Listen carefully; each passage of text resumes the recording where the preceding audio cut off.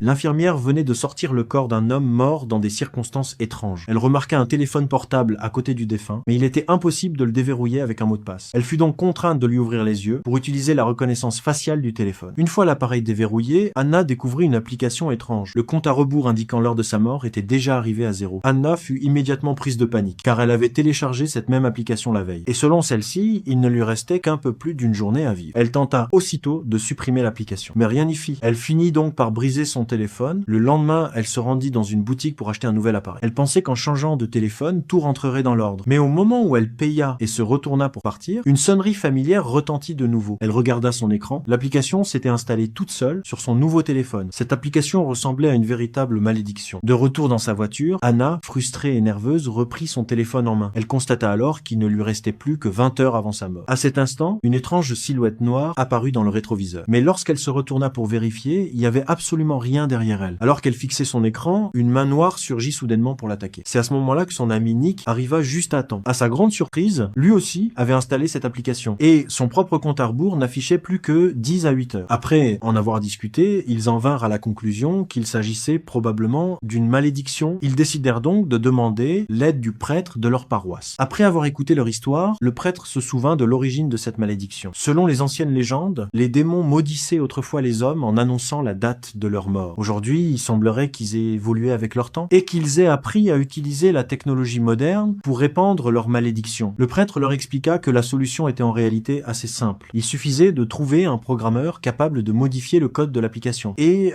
d'augmenter le temps affiché sur le compte à rebours. Les deux amis passèrent donc la nuit à la recherche d'un spécialiste. Leur objectif était de prolonger leur espérance de vie en modifiant le programme. Le programmeur qu'ils trouvèrent était effectivement très compétent. Après plusieurs manipulations, le compteur indiquait désormais plus de 4, 20, 10 années de vie. Ils étaient persuadés que la malédiction avait enfin été brisée. Mais ils se réjouirent beaucoup trop vite. Alors que Nick était aux toilettes, des pleurs de femme retentirent soudainement à l'intérieur. Avant même qu'il ait le temps de réagir, une femme pieds nus apparut devant la porte. Quelques instants plus tard, la lumière des toilettes se mit à clignoter. Puis elle s'éteignit complètement. Nick alluma immédiatement son téléphone pour éclairer les alentours. Mais une seconde plus tard, une ombre noire se tenait déjà derrière lui.